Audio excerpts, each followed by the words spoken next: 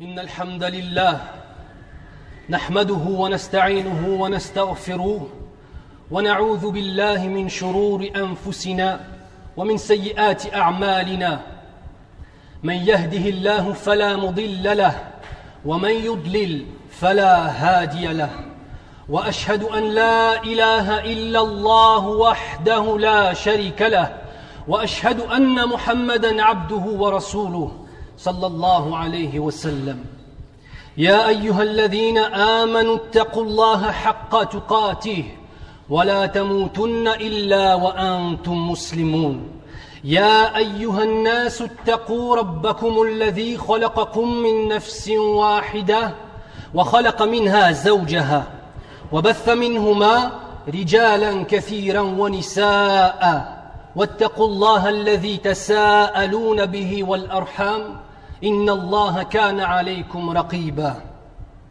يا أيها الذين آمنوا اتقوا الله وقولوا قولا سديدا يصلح لكم أعمالكم ويغفر لكم ذنوبكم ومن يطع الله ورسوله فقد فاز فوزا عظيما فإن أصدق الحديث كتاب الله وخير الهدي هدي محمد صلى الله عليه وسلم وشر الأمور محدثاتها وكل محدثة بدعة وكل بدعة ضلالة وكل ضلالة في النار ثم أما بعد. Mes très chers frères et mes très chères sœurs, le sujet du sermon de ce jour béni d'Allah Azza wa Jal qui est le vendredi est les jeûnes et l'été. Ce sera donc en trois parties que sera traité ce sujet. La première, la valeur des jeûnes dans l'islam. La deuxième partie, le danger du temps libre. Et enfin, que faire de ton temps durant ces vacances? Le prophète sallallahu alayhi wa sallam prenait extrêmement soin des jeunes de la communauté musulmane, veillant toujours à les conseiller, à les diriger vers le bien. Les jeunes sont les premiers à avoir suivi le prophète sallallahu alayhi wa sallam lorsque lors de sa 40e année, Allah lui envoya l'ange Jibril alayhi salam lui rapporter la parole d'Allah qui est le Coran. Les jeunes sont ceux qui ont propagé l'islam sur cette terre, ont fait la guerre contre les ennemis de l'islam, sacrifiant leur propre personne, leur argent, leur temps, leur énergie, pour la victoire de l'islam. Omar ibn Khattab radiyallahu anhu avait 30 ans lorsqu'il s'est converti à l'islam. Abu Bakr Siddiq radiyallahu anhu avait 38 ans lors de sa conversion à l'islam. Ali ibn Abi Talib, Zubayr, Bilal al-Habashi radiyallahu anhum étaient tous jeunes et certains même étaient des adolescents. Pourtant, le prophète sallallahu alayhi wa sallam, à aucun moment, n'a négligé un seul d'entre eux. Car celui qui ne néglige pas une personne, lui donne l'occasion de briller, lui donne l'occasion de faire le bien, et lui prouve que cette personne-là a une valeur. Ils sont parmi les grandes causes de l'établissement à Médine d'un État islamique gouverné par les lois d'Allah Azza wa Jal. Sachez, mes frères et sœurs, que chacun d'entre vous peut apporter à la communauté musulmane son énergie et son aide, chacun selon sa capacité. Regardez Ja'far ibn Abi Talib radiallahu anhu, qui s'est exilé en Éthiopie auprès d'un roi chrétien connu pour son sens de la justice, An-Najashi. C'est par la grâce d'Allah Azza wa Jal qu'il réussit à le convaincre de la véracité de l'islam et que l'Éthiopie, un royaume chrétien, devint le premier lieu d'émigration des musulmans fuyant l'oppression despotique des polythéistes de la Mecque. Prenez l'exemple de Mus'ab ibn Umayr, qui organisa l'allégeance du prophète sallallahu alayhi wa sallam et sa venue en tant que chef suprême de la ville de Médine. Cela après le refus catégorique de la Mecque et de Taïf, dernier espoir de la communauté musulmane.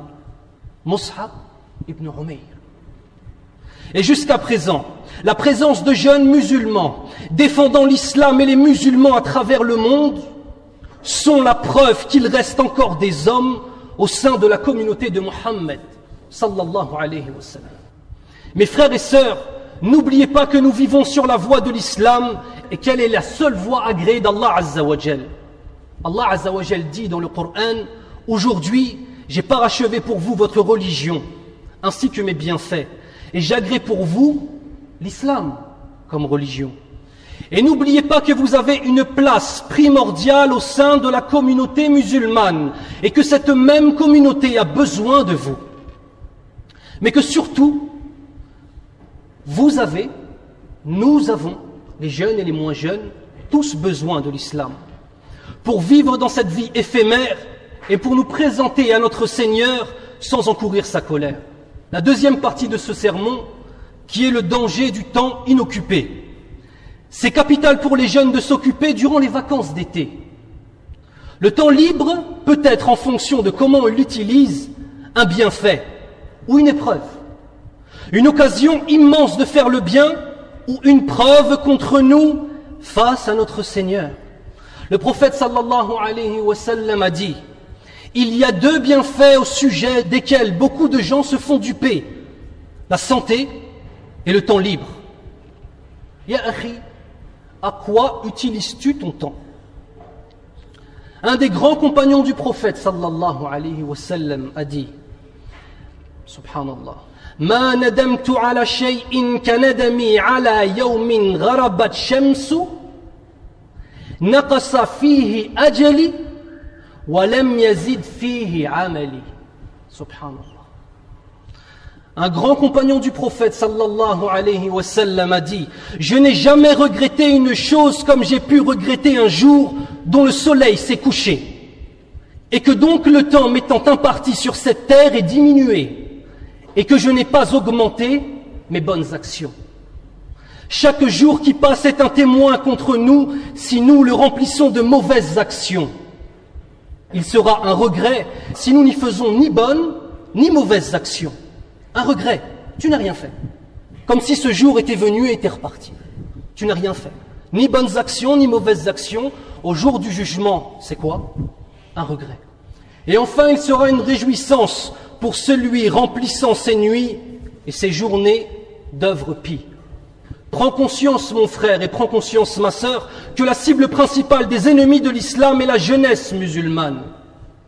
Leurs armes sont la drogue, leurs armes sont l'alcool, la perversité, akramakumullah, la fornication, la musique, la télévision, Internet et les informations d'une façon générale. Je ne suis pas en train de dire qu'il faut vivre dans une caverne, ne plus rien écouter, ne plus rien lire, mais subhanallah, nous avons un cerveau, nous avons une intelligence. Et il y a certaines choses que le musulman se doit de ne pas regarder. Et certainement trier les informations qui nous sont projetées. Et sachez que leurs cibles préférées sont les femmes de notre communauté, introduisant dans leurs esprits naïfs et sincères un dégoût de ce qu'ils prétendent être l'islam, présentant l'islam comme un véritable monstre, ne cherchant qu'à dominer les hommes et leur enlever toute liberté de vivre et de penser. Un mensonge de plus à leur actif.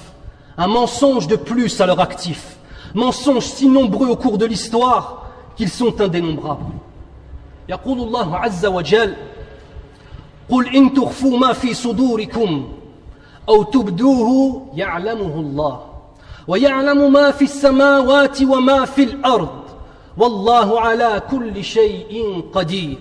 Allah Azza wa Jal dit dans le Coran: dis que vous cachiez ce qui est dans vos poitrines ou bien que vous le divulguiez, Allah le sait.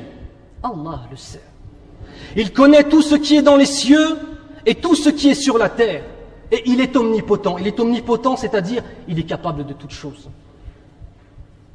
يقول الله عز وجل ودت طائفة من أهل الكتاب لو يضلونكم وما يضلون إلا أنفسهم وما يشعرون. Allah Azza wa Jal dit dans le Coran: une partie des gens du livre aurait bien voulu vous égarer. Or, ils n'égarent qui? Ils n'égarent que eux-mêmes et ils n'en sont pas conscients.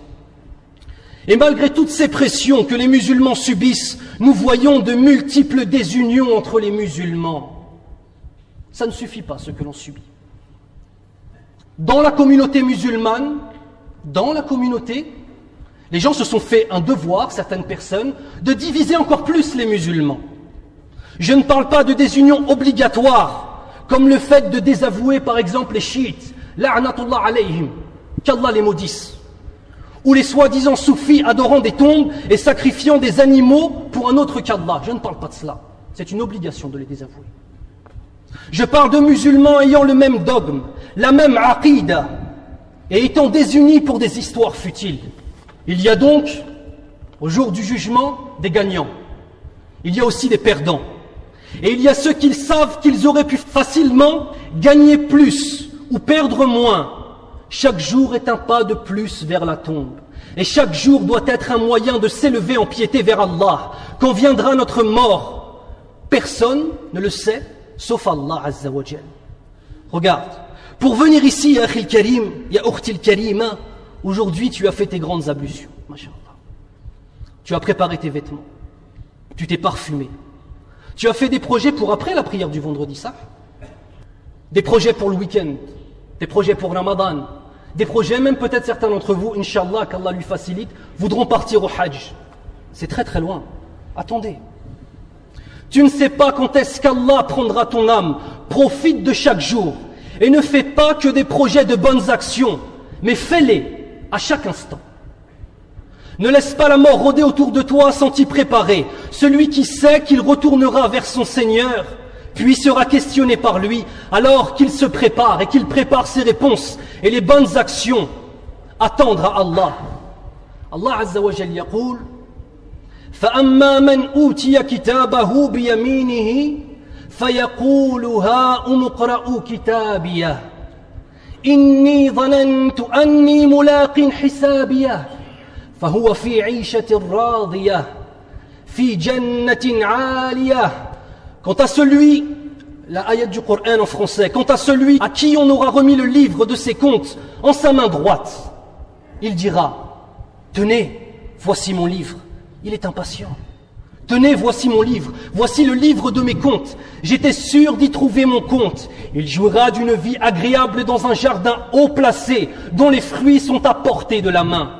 Mangez et buvez agréablement pour ce que vous avez avancé dans Yawm al-Qiyamah, dans les jours passés.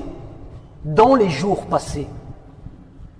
Alors que diriez-vous, mes frères et mes sœurs, de faire de ces jours d'été des jours qui nous feront entrer au paradis? Alors vivez votre foi dans les adorations, sur le terrain. Éteignez vos télévisions, déconnectez-vous d'internet et œuvrez dans la vraie vie. يقول النبي صلى الله عليه وسلم إن الإيمان لا يخلق في جوف أحدكم كما يخلق الثوب فاسألوا الله أن يجدد الإيمان في قلوبكم. Écoutez ce hadith. La foi s'use en votre fort intérieur. La foi s'use en votre fort intérieur, comme s'use le vêtement. Demandez donc à Allah de raviver la foi dans vos cœurs. Ravive ta foi et entoure-toi de ceux qui t'y aideront. Éduque ton âme, éduque ton cœur. Choisis ta destination si tu pars en voyage et fais ce voyage avec ceux qui feront de ces vacances un repos pour ton âme, un repos pour ton corps et raviveront la foi de ton cœur.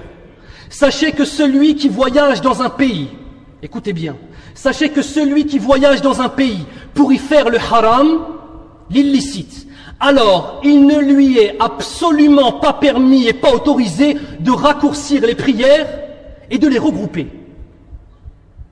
Salatul Musafir, de faire le jam' et le qasr, ce n'est pas autorisé à celui qui fait un voyage pour aller dans un endroit du haram.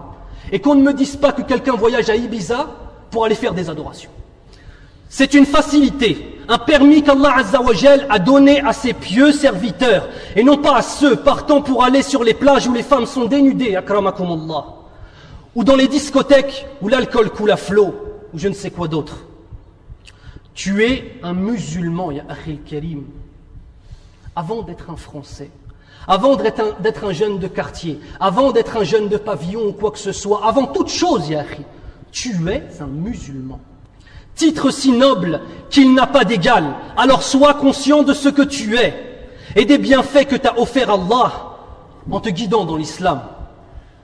بارك الله لي ولكم في القرآن الكريم ونفعني الله وإياكم بما فيه من الآيات والذكر الحكيم أقول قولي هذا وأستغفر الله لي ولكم وهو الغفور الرحيم أعوذ بالله من الشيطان الرجيم بسم الله الرحمن الرحيم والصلاة والسلام على أشرف الأنبياء والمرسلين نبينا محمد وعلى آله وأصحابه أجمعين.